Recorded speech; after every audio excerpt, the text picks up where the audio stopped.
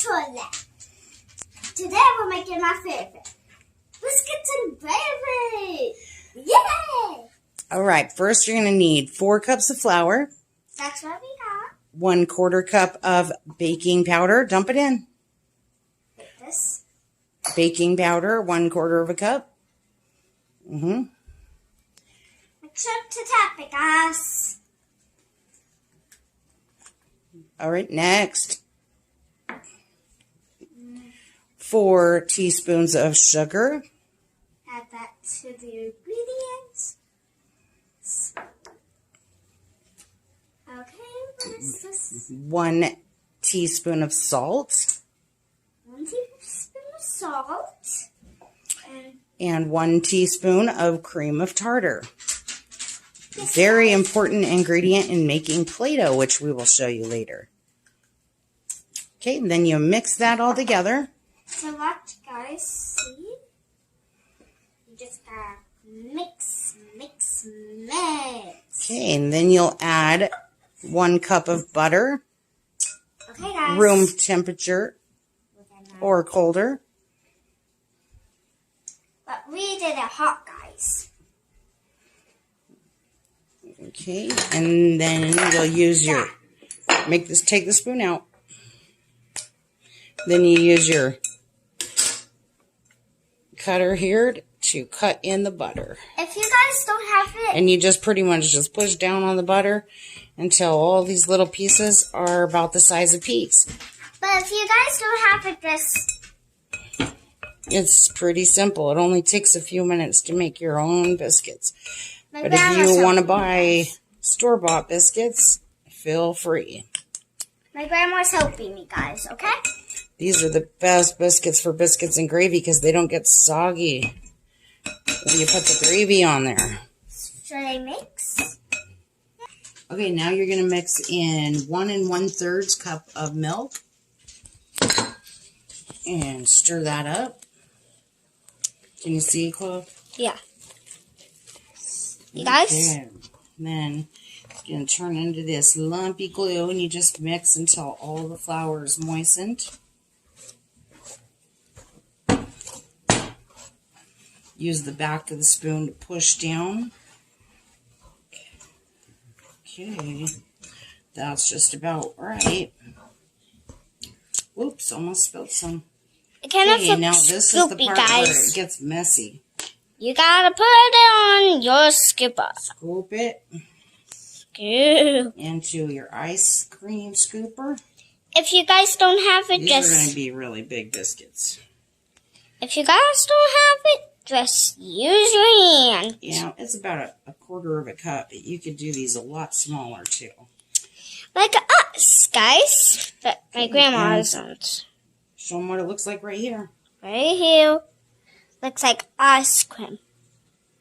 But we're not making ice cream. We're making biscuits and gravies, guys. We're going to bake these at 425 for 10 to 12 minutes.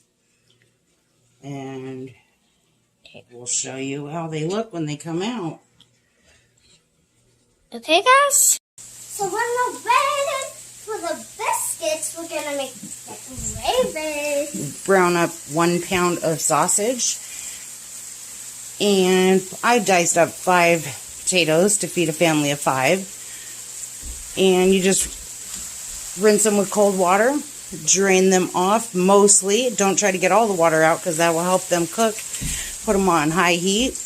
We also got the sausage on pretty high heat. And it is brown now. So at this point,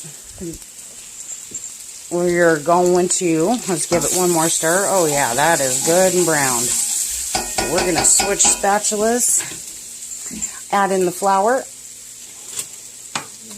We almost don't have enough grease from that sausage, so we'll stir it up. And if all the flour isn't wet, then we'll add a little more butter or bacon grease. It would be really good. I love bacon grease in the gravy.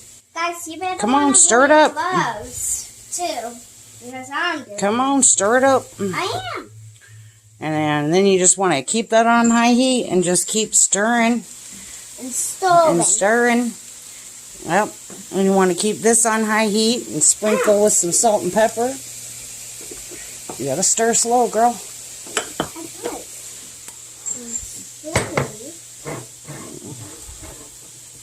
Okay, and that looks pretty good. Yeah, that's actually good. See how almost all the flour is moistened? Let me give it a try. Okay, and you're just gonna leave this to cook for probably, I don't know, 3 or 4 minutes. Pretty hot. Yeah, all the flour is moistened so that we don't need additional bacon grease or any additional butter. It's better to cook your sausage on a low temperature so you don't evaporate as much of the fat off of it while it's cooking. If you're scared, all right, now we just let that cook. Me, it's very hot, so you might want to cool yourself down. You feel pretty hot standing right there in front of the fire. Do you need to scoot back? Yes. Yep, that's a pretty big flame. Okay. Let's give it a little stir. Oh, look at all them burnt pieces on the bottom. That makes good gravy. Yeah, you don't worry about scraping the bottom. That looks really good. All right, now we're going to add in this milk. We got a ½ gallon of milk here. We're going to add in about 1/3 of it. And then stir that up. Nice and slow. It's going to start getting real thick.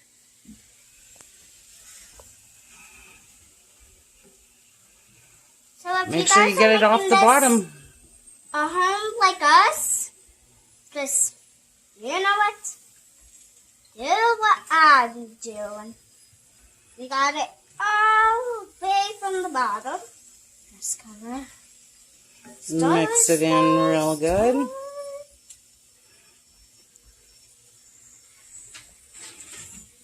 Is it all mixed in good? Not quite. Is it starting to get thick? Yeah, a little bit. Yeah, I think it is. As soon as it starts getting thick, then you got to add more milk. Oh, it's starting to bubble around the edges. Okay, I think that's about ready for some more milk. And now you add in about half of what you have left. Mix that in. You guys hear that sound? Yep, that's the potatoes cooking. And our biscuits are in the oven with 8 minutes left. Hear that, guys? That was that. Okay, and then after that's mixed together, you add in the rest of your milk. It gets really full at this point. So do not You gotta do this stir at home, really guys. careful every time we spill gravy on accident, don't we? Yeah. Yep, make a big mess out of the stove. You gotta expect that when you're teaching people how to cook. You have guys, so I'm just gonna look at the sea. Let me scoot your pan back just a little bit, babe. It started to scoot forward. Look at the star. Give me this. Isn't it? I'm just going to use that because it's good and hot. Make sure when you're cooking with kids, those pan handles are always facing the back so that they can't pull it down and burn themselves with it. And we're just going to cook and stir this until it comes to a boil. And you don't really need a whisk because the sausage will get all stuck in your whisk anyway, but you want to kind of keep that flour suspended while it's coming to a boil to thicken. That's how you get it so there's not clumps in there. If you did it really fast, don't do it. I did, okay, guys? You almost have to stir constantly. That's why you get your biscuits done and going and your potatoes already in the pan cooking before you start the gravy, because it needs a lot of attention right now at this point. Oh, there's that mess I was talking about. Yep. Yeah, guys, don't get it on the stove. Definitely need a bigger gravy pan. This is a ½ gallon pan. And we use all the gravy every time we make biscuits and gravy. Yes, guys. We love gravy on our hash browns and our biscuits. Alright, so after those hash browns have been cooking for quite a few minutes, you go ahead and give them a stir. See how some of them are starting to turn a little translucent? That means they're about probably halfway done. Ooh, look at those good golden edges starting to come up. You just don't want to stir them too often, only about every 3 to 5 minutes, or you'll turn it into mashed potatoes. Alright, at this point we want to add in some onion. I love diced onion in my potatoes. Chloe, you gotta stir the gravy. Okay, guys. Nice and slowly, like you're rowing a boat. Not fast. Nice and slow. Just keep going slow. Okay, while you're doing that, I'm going to put some salt and pepper on the hash browns. Okay, guys, it's probably you want to put probably, I don't know, probably close to 1.5 teaspoons to 2 teaspoons of salt. And same with pepper, but, ooh, that was a lot. I like pepper. Alright, let me get a different spatula over here. I'm just going to stir that in real quick. Oh my.